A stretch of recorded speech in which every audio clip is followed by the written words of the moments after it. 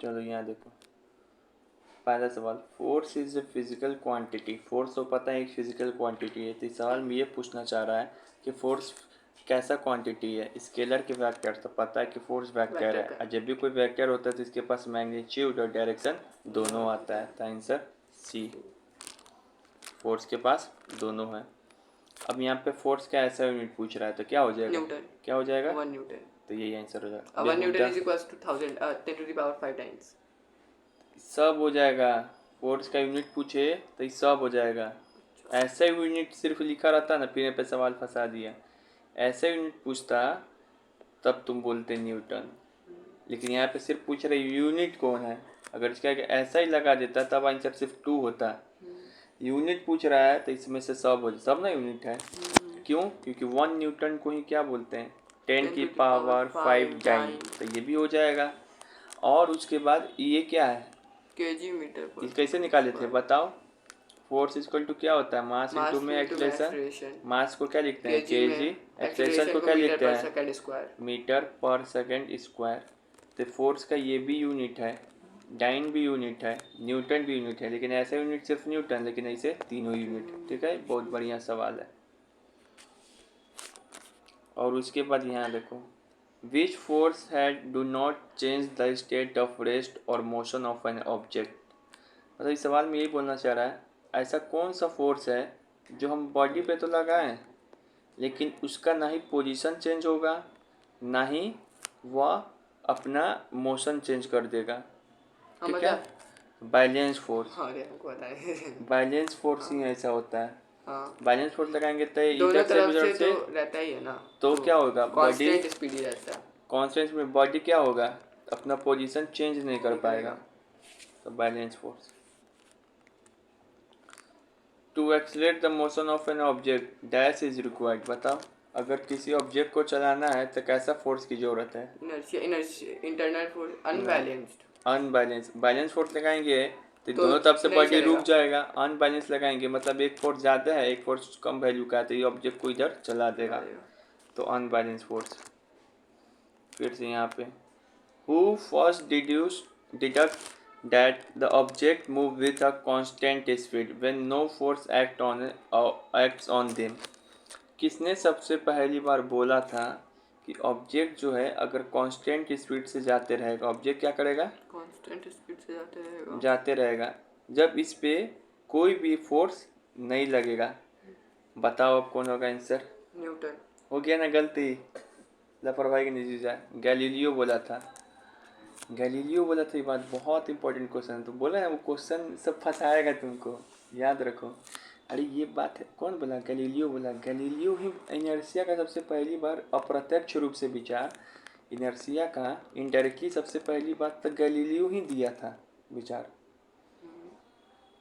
समझे? तब उसके बाद न्यूटन आया, तब उसको विस्तार से बताया। तो सबसे फर्स्ट बार बोल रहा है। तो फर्स्ट बार अगर ऐसा सवाल आए इनर्शिया का बात कौन बोला था?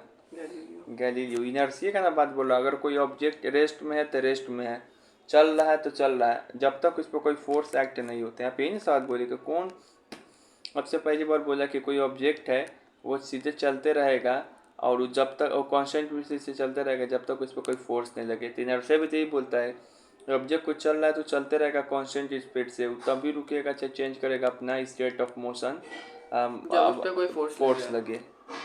इनर्शिया का ही डिफिनीशन हो गया ये।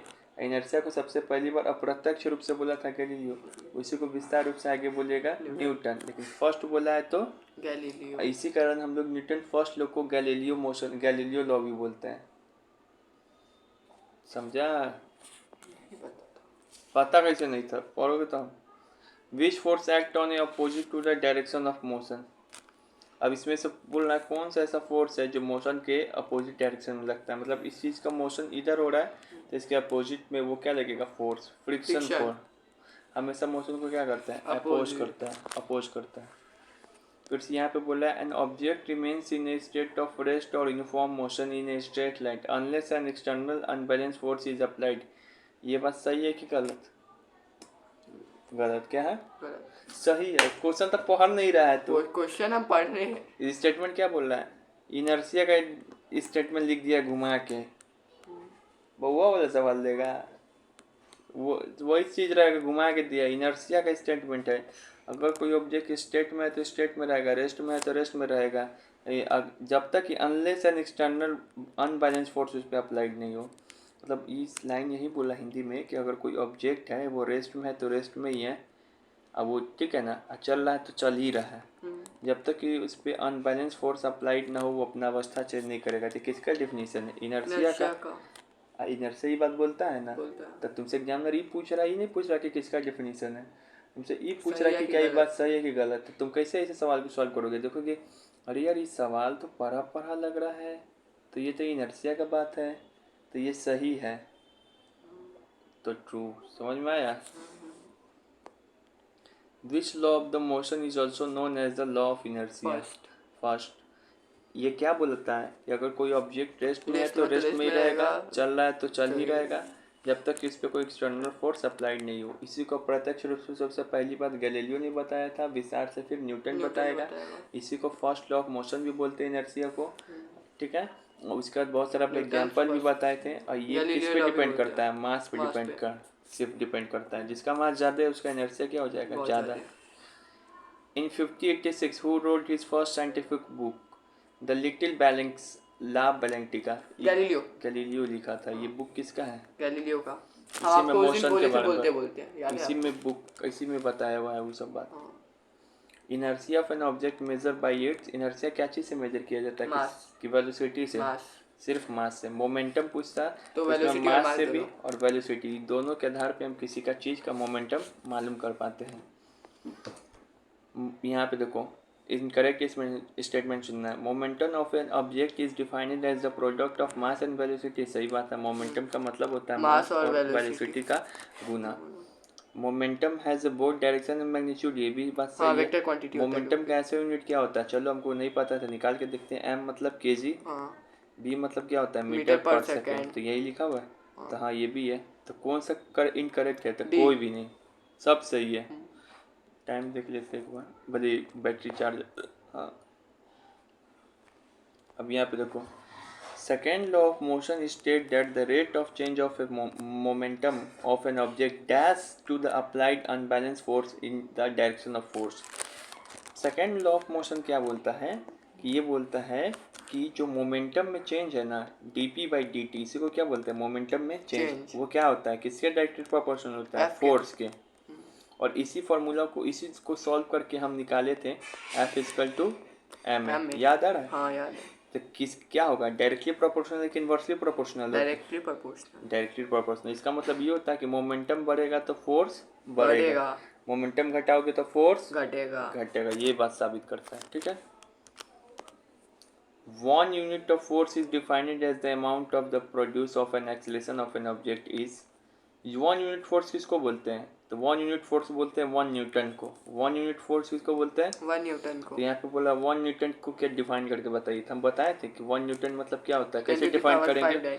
वो नहीं ना, डाइन पूछ रहा है, 1 न्यूटन को बोल रहा है डेफिनेशन। तब बताए थे पहले F इक्वल टू एम है। यहाँ पर मास ले लेंगे 1 kg और यहाँ पे एक्सलेरेशन ले लेंगे मीटर पर सेकेंड स्क्वायर। तब मैं ऐसे डिफिनीशन करने बताए थे कि 1 न्यूटन को वैल्यू को कैसे बनाते हैं डेफिनेशन में, जब 1 kg मास पे अगर कोई फोर्स लगे और उसका एक्सेलरेशन 1 मीटर प्रति सेकेंड स्क्वायर से हो, तब उस पर ये 1 न्यूटन फोर्स लगेगा, उसी को 1 न्यूटन बोलते हैं। तब चुने यहाँ से क्या हो जाएगा?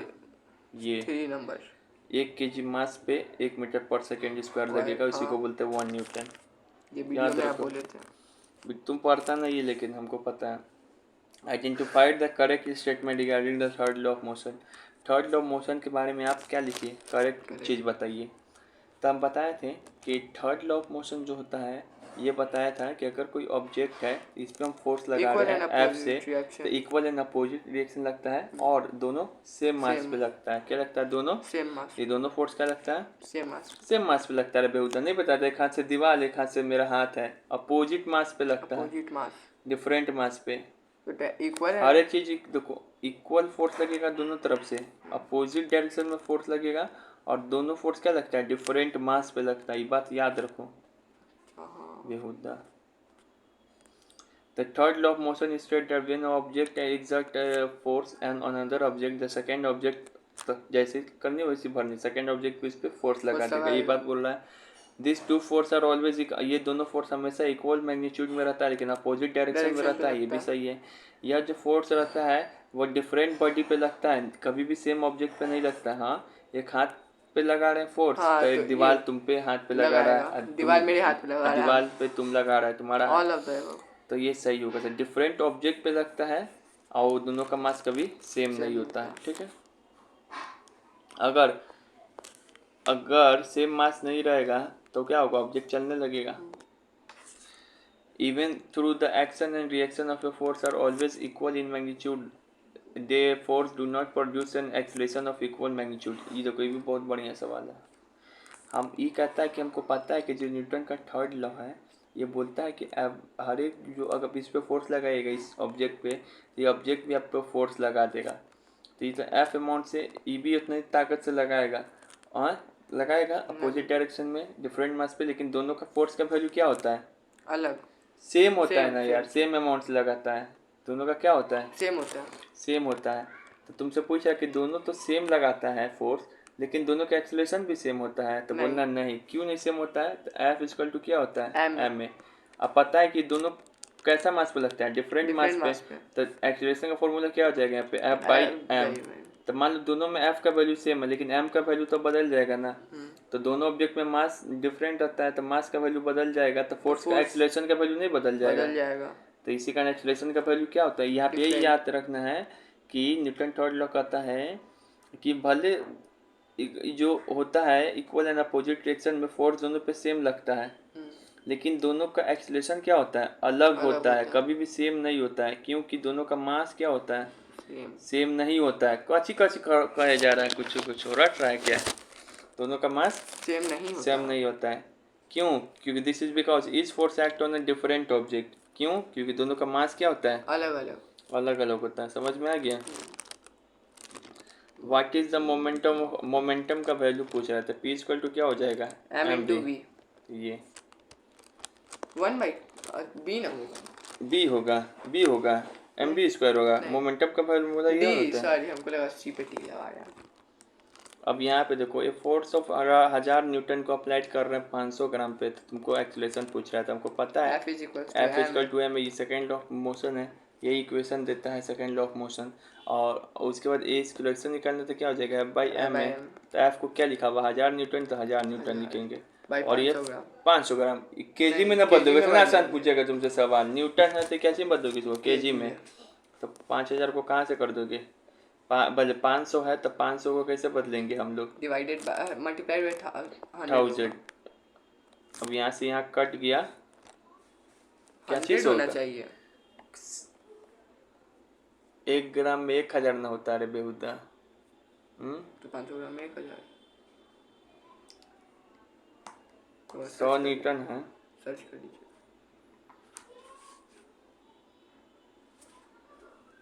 इसको इससे काटेंगे तो कितना हो जाएगा बताओ, 5/10, तो 5/10 करना है, 10 हो जाएगा, तब 5 दूनी 2, 2000 सॉल्व कर लेना, ये आएगा। देखो पहले 500 ग्राम को किस में बदल दे रहे हैं, केजी में, तो कितना हो जाएगा 1/2, ऊपर में 1000 था तो इसे कितना कर देंगे तो कितना हो जाएगा 2000। ठीक है, ये सब चीज़ देखना है, उतना आसान नहीं पूछेगा बोवल लिखा। फोर्स रिक्वायर्ड ऑन एक्सीलरेटिंग, यहाँ पे देखो, यहाँ पे बोल रहा है कि आपको बताइए फोर्स कितना लगेगा किसी बॉडी को एक्सीलरेट करने में। अगर 3 kg का मास का वो बॉडी है और उसको 5 मीटर प्रति सेकंड स्क्वायर से एक्सीलरेट करना है, उसी तरीके से एक और बॉडी है 4 kg मास का, उसको 4 मीटर पर सेकंड स्क्वायर से एक्सीलरेट करना है, तो दोनों पे फोर्स क्या लगेगा, सेम, दोनों पे फोर्स क्या लगेगा, अलग अलग ना लगेगा बेहुदा। F = क्या होता है एम में, क्यों, क्योंकि दोनों का मास अलग है 3 और क्या हो जाएगा 5, और फिर ये वो दूसरा का क्या हो जाएगा 4 × 4, तो इस पे हो जाएगा 15 न्यूटन का फोर्स लगेगा, इस पे 16। तो देख लो किस पे ज़्यादा फोर्स लग रहा है, 4 kg पे।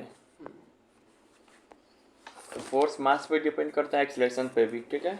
विच एक्सप्रेशन ऑफ द, किस फोर्स का क्या, कौन से एक्सप्रेशन से निकालते हैं हम लोग हर एक चीज़, F = m, ये कहाँ से आता है, न्यूटन सेकेंड लॉ के डेरिवेशन से। कैसे, हमको पता है dP/dt डायरेक्टली प्रोपोर्शनल होता है फोर्स के, इसी को हम लोग सॉल्व करके F = m में प्रूव किया जाता है, कर चुके हैं।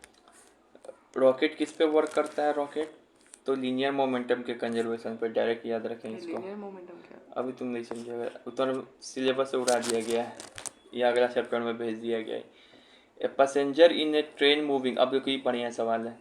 यहाँ पे 3 तरीके का सवाल पूछा जाता है कि अगर तुम्हारा गाड़ी रुका हुआ है, ठीक है, भले कांस्टेंट स्पीड से जा रहा है, स्पीड क्या है? कांस्टेंट। कांस्टेंट स्पीड को बोलने का तो समझ में आ रहा है? वो एक्सेलरेशन नहीं हो रहा है उसमें। हाँ, तो एक्सेलरेशन क्या है? जीरो। तो 3 केस पूछेगा। अगर एक्सेलरेशन जीरो है, अगर एक्सेलरेशन पॉजिटिव है, अगर एक्सेलरेशन निगेटिव है। निगेटिव मतलब ब्रेक अप्लाई करना, पॉजिटिव मतलब वेलोसिटी को चेंज करके आगे पीछे बढ़ाते रहना, ठीक है। एक्सेलरेशन जीरो का मतलब कांस्टेंट स्पीड से कोई चीज़ जा रहा था। यहाँ पे 3 चीज़ पूछता है कि अगर तुम ट्रेन के डिब्बा में हो और तुम सिक्का फेंक रहे हो, तब पहला केस में अगर एक्सेलरेशन जीरो है ना और तुम कांस्टेंट स्पीड से जा रहा है तो सिक्का तुम्हारे हाथ में ही गिरेगा। दूसरा, अगर पॉजिटिव एक्सेलरेशन होगा तो सिक्का कहाँ गिरेगा? तुम्हारे पीछे। ऐसे करोगे ये तुम बैठा हुआ पीछे चला जाएगा। पीछे चला जाएगा। लेकिन अगर निगेटिव एक्सेलरेशन होगा तो सिक्का कहाँ चला जाएगा? आगे चला जाएगा। तो यहाँ पे क्या बोल रहा है? कांस्टेंट स्पीड से चल रहा अगर कोई ट्रेन, तक कॉइन को टॉस किए ऐसे करके उछाले तो कहाँ पे गिरेगा? उसके हाथ में ही गिरेगा, ऑन हिज हैंड। फिर से यहाँ पे पूछ रहा है what makes a passenger tends to fall side away when the bus takes sharp left turn? Inertia, moment, inertia, momentum होगा। नहीं, यहाँ पे बोल रहा है कि जब तुम बस घूमता है टर्निंग पे तो क्या तुमको क्या करता है? बॉडी रेस्ट ही में रहना चाहता है, लेकिन वो आगे वाला क्या करता है? वो घुमाता है, फोर्स लगा देता है। तो इनर्शिया के कारण, ठीक है। बताए थे ना आगे पीछे करके बॉडी होने लगता है, ये सब इनर्शिया के कारण होता है। According to the third law of motion, action and reaction, third law of motion क्या करता है? एक्शन एंड रिएक्शन हमेशा डिफरेंट बॉडीज पे लगता है और अपोजिट डायरेक्शन में, सेम बॉडी पे नहीं लगता है। हाथ पे लगाते तो बॉडी पे नहीं लगता, हाथ पे लगता है। अब यहाँ पे बोल रहा है कि जो गोलकीपर है जो फुटबॉल खेलता है तो अपना जो गोल पकड़ता है ना इसे हाथ से, तो हाथ थोड़ा पीछे करता है क्रिकेटर की तरह, जब गोल ऐसे पकड़ता है, कैच ऐसे पकड़ता है। क्या ऐसे करता है? ताकि गोल पकड़ने के टाइमिंग को क्या कर दिए? बढ़ा दे। और जब टाइम को बढ़ाएंगे तो मोमेंटम क्या होता है? कम। और जब मोमेंटम कम होगा तो फोर्स भी क्या होता है? कम। जब फोर्स कम होगा तो हमको चोट क्या लगेगा? कम। तो ऐसा सब सवाल का आंसर यही रहता है। ऐसा क्यों किया जाता है? क्योंकि force is directly inversely proportional to momentum. Reduce the force को रिड्यूस करने के कारण, या decrease the rate of change of momentum, ये भी हो सकता है answer. Decrease the rate of change of momentum, ठीक है ना। Rate of change of momentum कम करेगा तो वही ना, फोर्स भी कम होने लगेगा। दोनों आंसर हो सकता है, ठीक है। A passenger in the moving train, देखो फिर आ गया, लेकिन यहाँ पर अब की बार क्या कर रहा है? मूविंग ट्रेन में है, कांस्टेंट स्पीड की बात नहीं कर रहा है। मतलब एक्सेलरेशन क्या? पॉजिटिव। तो जब एक्सेलरेशन पॉजिटिव है, अब हम सिक्का उछालेंगे तो कहाँ गिरेगा सिक्का? पीछे। सॉरी, यहाँ पे क्या कर रहा है? बिहाइंड, मतलब सिक्का पीछे ही गिर रहा है। तो मतलब कौन सा मोशन होगा? एक्सेलरेटेड मोशन होगा, ठीक है। यूनिफॉर्म रहता तो हाथ ही में आ जाता। घुमा के पूछ दिया। एंड ऑब्जेक्ट ऑफ मास क्या है? 2 kg। ऑब्जेक्ट का मास क्या है? 2 kg। वो स्लाइड कर रहा है कैसे? कांस्टेंट वेलोसिटी से। कैसे कर रहा है? Constant velocity. कांस्टेंट वेलोसिटी जो 4 मीटर प्रति सेकंड से ही चल रहा है। तो v क्या है? 4 मीटर प्रति सेकंड से। और कांस्टेंट वेलोसिटी क्या है? कांस्टेंट वेलोसिटी का मतलब क्या होता है? Acceleration zero. देखो कितना बढ़िया सवाल है। तब तुमसे पूछ रहा फोर्स, ये तो वो वाला क्वेश्चन है। फोर्स इक्वल टू क्या हो गया? हाँ, फोर्स इक्वल टू क्या होता है? M A. तो एम तो है, लेकिन एक्सेलरेशन क्या हो जाएगी? जीरो। तो फोर्स भी क्या हो जाएगी? जीरो। ये शब्द ही सबसे खतरनाक था, कांस्टेंट वेलोसिटी। हाँ, तो फिर तो आपको 0 न्यूटन हो जाएगा। 0 न्यूटन, ये बहुत अच्छा सवाल है। यहाँ पे 0 न्यूटन क्योंकि कांस्टेंट वेलोसिटी ना बोल रहा है। सब बच्चा क्या कर देगा? कुछ करने लगेगा, 8 आंसर मार देगा कोई, 4 दूनी 8। अब यहाँ पे बोल रहा है कि वाटर टैंक का जो फिलेट किया गया है, ठीक है ना, और ये यूनिफॉर्म स्पीड से आगे की ओर जा रहा है।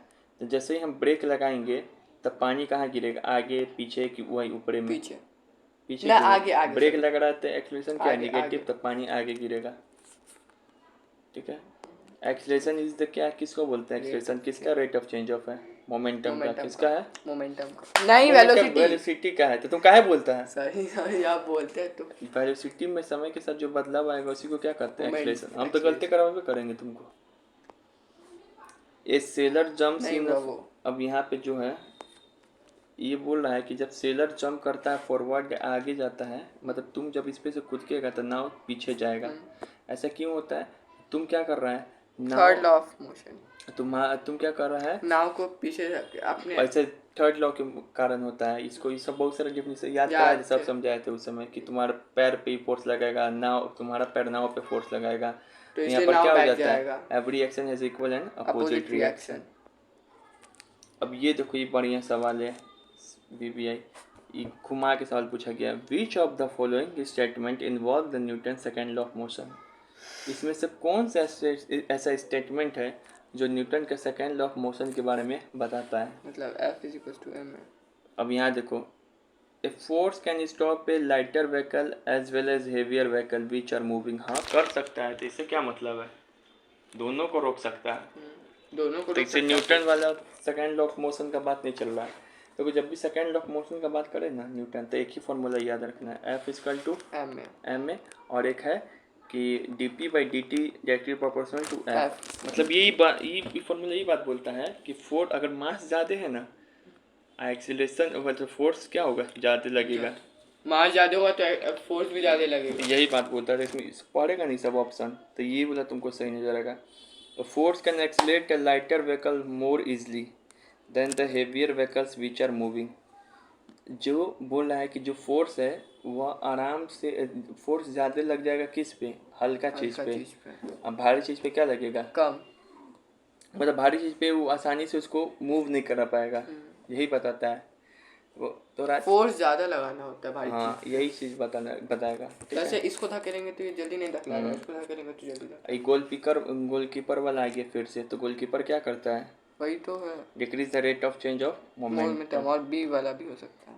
इंक्रीज द फोर्स इंक्रीज करता है। आप तो पिछले बार में। अरे यार, क्वेश्चन में लाइन दूसरा ना था। अच्छा समय को इंक्रीज कर रहा है, अच्छा, हाँ फोर्स को डिक्रीज कर रहा है।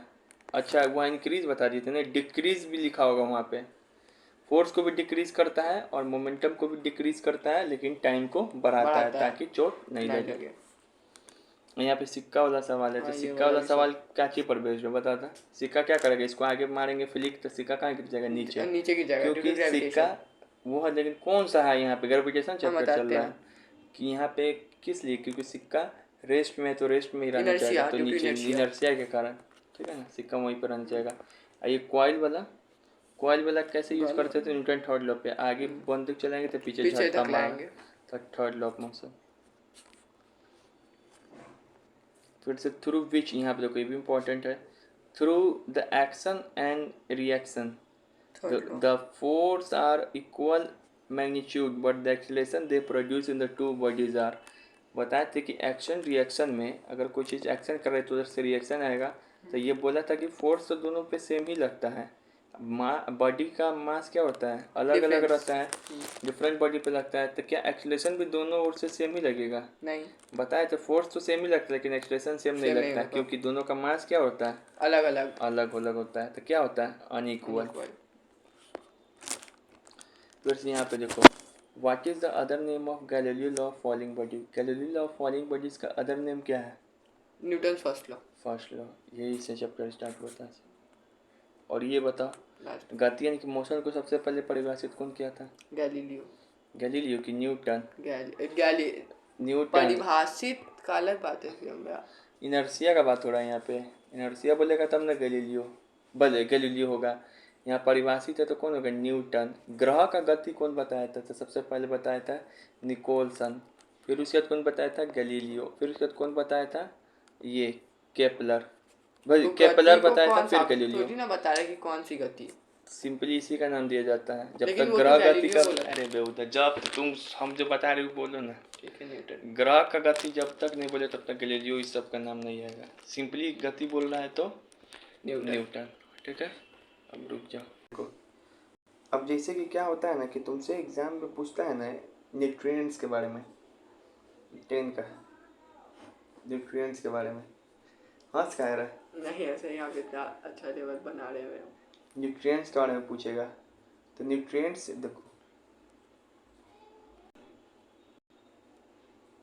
देखो तुमको न्यूट्रिएंट्स का बात पूछता है।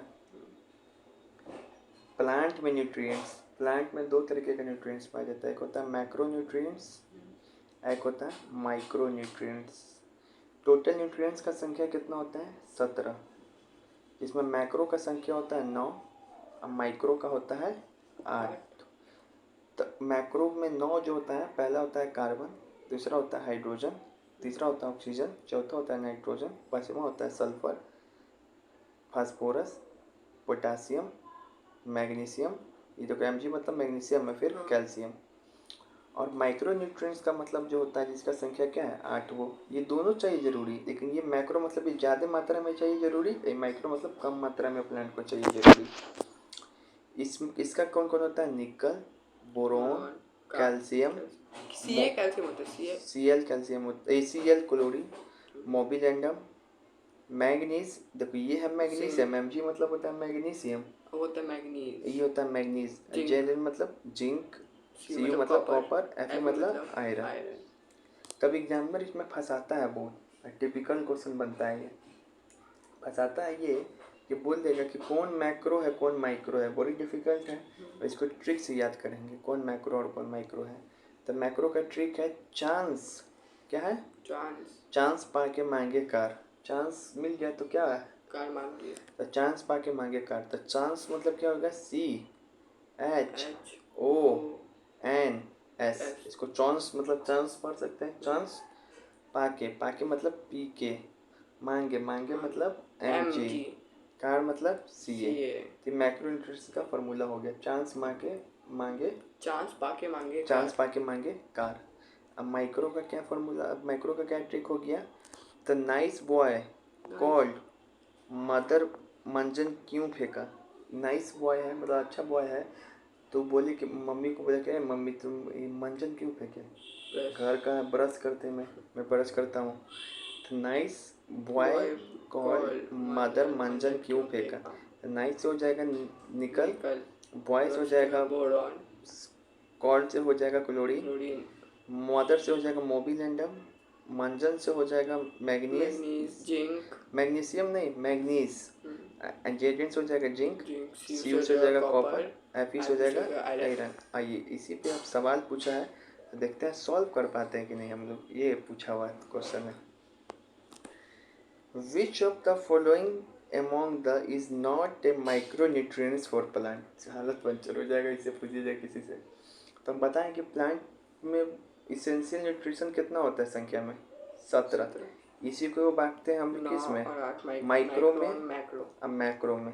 मैक्रो का संख्या होता है 9, माइक्रो का होता है 9, मैक्रो का होता है 8। इसका ट्रिक क्या बताए थे, माइक्रो का चांस, मैक्रो का, अरे रुके ना, माइक्रो ना है इधर, मैक्रो ना इधर, सॉरी मैक्रो है और क्या है माइक्रो है। तो मैक्रो मतलब ज़्यादा संख्या में चाहिए, तो इसका क्या बताते हैं, चांस पाके मांगे CHONS, पाके यानी कि पी के, मांगे यानी कि Mg, मांगे कार कैल्शियम, ठीक है। तो कार्बन होता है, हाइड्रोजन होता है, oxygen, nitrogen, sulphur, phosphorus, potassium, magnesium, calcium. अब यहाँ पे क्या बोल रहा है, माइक्रो बोल रहा है। ये सब हम किसका एग्जांपल बताएं, मैक्रो का। तो ये देखो मैग्नीशियम क्या होता है, मैक्रो का मैग्नीज लिखा हुआ है, मैग्नीशियम ना माइक्रो, मैग्नीशियम ना होता है मैक्रो, तो ये होगा नहीं होगा ना, नहीं होगा, मैक्रो है। क्या पूछ रहा है, कौन इसमें से माइक्रो न्यूट्रिएंट्स नहीं है, हाँ तो मैग्नीशियम हो जाएगा। तो यही है जो तुम्हारा क्या, ये तो क्या है, तो मैक्रो होता है, ये आंसर नहीं होगा। एक बार माइक्रो न्यूट्रिएंट्स का हम लोग ट्रिक याद कर ले रहे, क्या बताए थे माइक्रो न्यूट्रिएंट्स का, nice boy mother, nice boy, nice मतलब क्या हो जाएगा निकल, बॉय मतलब क्या हो जाएगा boron, nice boy mother called मतलब मोबिलेंडम एमो, कॉल्ड मतलब कैल्शियम, Cl मतलब chlorine, nice boy mother called मंजन मतलब Mg मतलब मैग्नी, Mn मंजन Mn होता है, मैग्नीज, देखो इसी का नाम लिखा हुआ मैग्नीज, इसको हम लोग लिखते हैं मैग्नीशियम Mg। जेड मतलब क्या हो जाएगा जिंक, मंजन क्यों मतलब कॉपर, फेंका मतलब आयरन। फिर भी तुमको इतना भी दिक्कत हो रहा है तो हमको ये वो याद कर दो, सिर्फ मैक्रो, इसका भी ट्रिक है। अब बाकी छाट तो चल जाओ, मैक्रो याद करना ज़्यादा आसान है। चांस पाके कार को क्या ऐसे डिनोट करते हैं, CA MG कार मांगे MG, यही है। चांस पाके मांगे कार, ठीक है, यही कर देगा। चांस पाके मांगे कार। चलिए वो उल्टा भी हो सकता है, उल्टा सकता है। क्या क्या उल्टा? चांस पाके मांगे कार। हाँ कोई दिक्कत नहीं। ऑल द बेस्ट आज के लिए। अच्छा क्वेश्चन था नहीं? बहुत